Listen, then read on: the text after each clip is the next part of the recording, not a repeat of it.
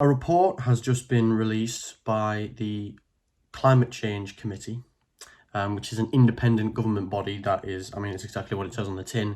They are essentially responsible for investigating the effects of climate change and biodiversity collapse and ecosystems being affected by human intervention on Britain, on the UK, and on our people. And they're also there to kind of assess how the government's doing and what the government needs to be doing more of or less of or whatever.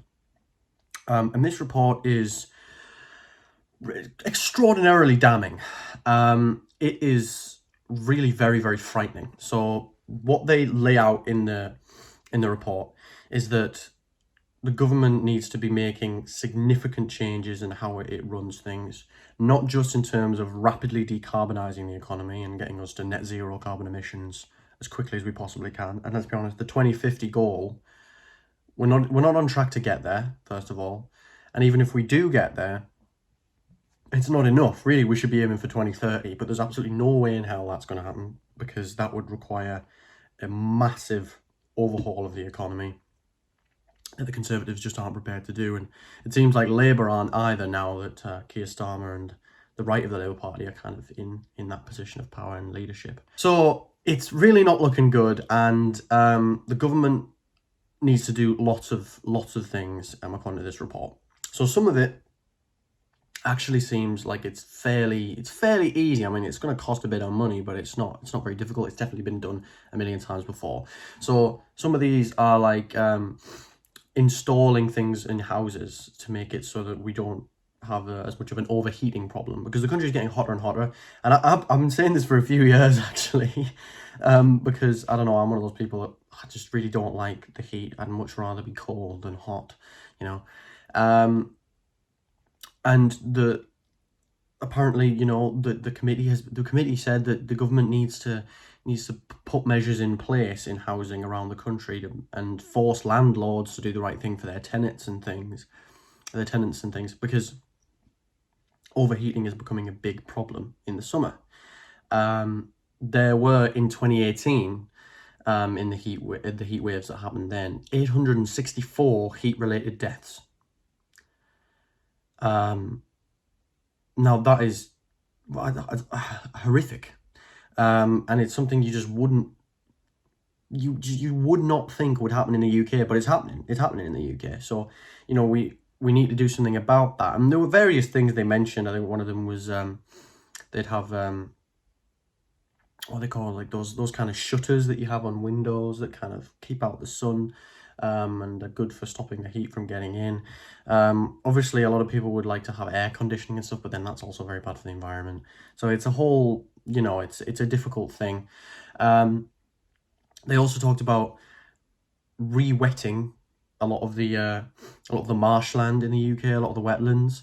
So we have some of the most diverse ecosystems in our country, in those kind of places. There's a place near me called Saltholm, which is an RSPB reserve, where exactly that happened. They took this place that used to be full of wildlife before the industry kind of came to the northeast with ICI and things like that. Then they sort of revamped it, turned it into this amazing wetland with this body of water and these kind of bogs and marshes and these fields and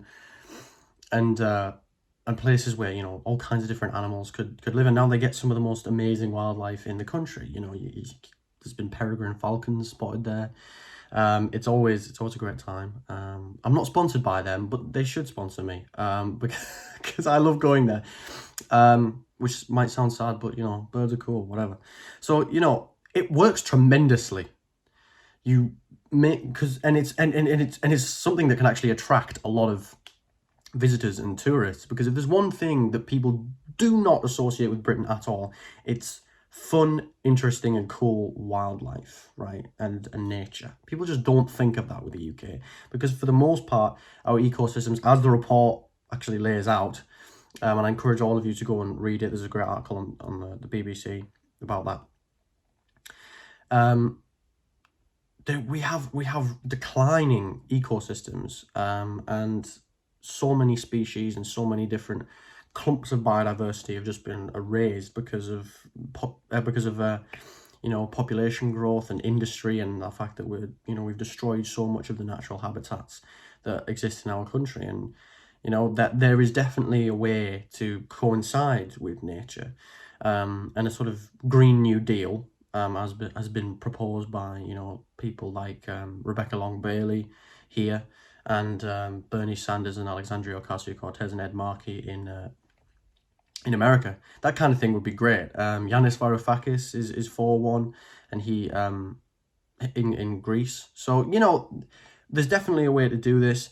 But that's one of the easiest ones. And there's also a very important thing, is that there's a lot of carbon stored in there that would be released into the atmosphere if those places dry up. And the report basically says that they're going to dry up pretty soon, right? Within the next decade, within the coming decades, more and more of them will dry up.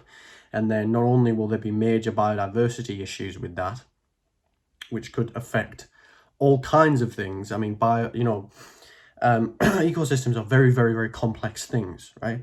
And when we have a significant impact on them that disrupts them, it can affect us in all kinds of unforeseen ways.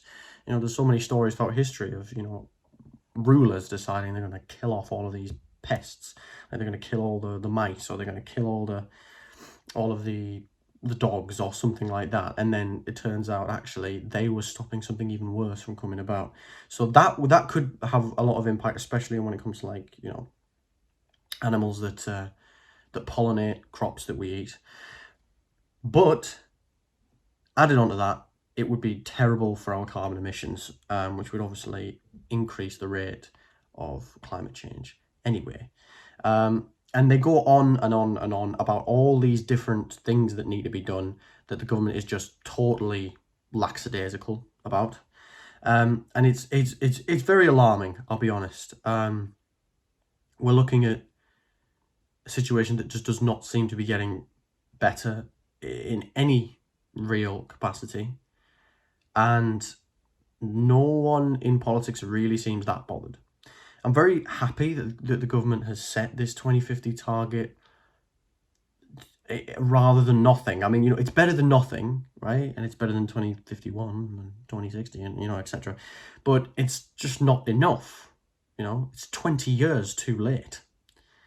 And, America rejoining the Paris Climate Accord, that's still not going to be enough. Almost every single country that joined the Paris Climate Accord is miles away from where they need to be in terms of their emissions. Miles away. There's only 2 countries that are following it. One of them is Morocco, I think, and I can't remember the other one, right? But the UK, Sweden, France, the United States, China, you name it, none of them are anywhere near where they need to be. So, and I believe the other country is a country in Africa as well. So why are countries in Africa, some of the poorest places, the developing nations, why are they the ones who are putting in all this effort? When our countries, which could, I mean, not with ease, but we could definitely transition to renewable energy and to a net zero economy by 2030. If we started right now, we could do that. We definitely could. And it wouldn't just be great for the environment, it'd be great for our country. It'd be great for living standards. We could have massive infrastructure projects, like creating high-speed railway and putting solar panels all over the place and more wind farms and things like that. We could create hundreds of thousands, potentially even millions of jobs. And, we could invest in research and development for more of those things. And we would have all these amazing rewilding programs to improve the natural world in the UK, which wouldn't just be essential for our species survival and the ecosystems on which we depend. But it would also just be really nice because, who doesn't want to have more natural beauty in their country? So, yeah, it's one of those things that is very disheartening, I'm not going to lie, but we have to keep the faith that we're going to be able to solve this, but make sure it doesn't make us complacent. So, next time we're at an election, just think about who's offering the best climate policy, because it is going to be catastrophic for our country. And I've got some statistics in front of me about what happened in the 2018 heat wave. It wasn't just 864 heat-related deaths. There was an 84% reduction in wheat export values. An 84%. There were 500 emergency water callouts, 40 to 50% more rail infrastructure failures than normal, and 10,000 subsidence claims. This is from one heat wave in 2018. Think about what it's going to be like in 2032 or 2040 or 2055 or whatever. This is getting worse, and the rate at which it's getting worse is getting worse as well. So yeah, we can do something about climate change. We should, and it would demonstrably improve our own lives. Like, it would just be so abundantly clear after Green New Deal, kind of Green Industrial Revolution sort of thing, green transition, there's a million names for it. After that was sort of completed, it would be so obvious to people how the benefits, because there'd be so many more jobs, infrastructure would be massively improved, air pollution and water pollution and food pollution would all be way lower, the natural world would be more beautiful, Britain would become an industrial leader once more. I mean, can you imagine that? Wouldn't that be something? So we absolutely have to do it, and keep badgering politicians about it. And if you're in any position of corporate influence, please try and do that as well, because as we know, it's generally fossil fuel companies that are causing these issues. It's not the everyday consumer. It's about 100 companies that are responsible for, what is it, about 70% of global emissions, something like that. So yeah, we have to get on this basically, and it's very, very concerning. We probably link some stuff in the description for like some climate action organizations for you to get involved in if you so wish. But yeah, time is running out. The government has to do something. Thank you very much for watching, everyone. If you enjoyed the video, if you liked it, then why not translate that into a digital form and click the like button. Or, even better, if you're feeling extra wild, subscribe and click the bell.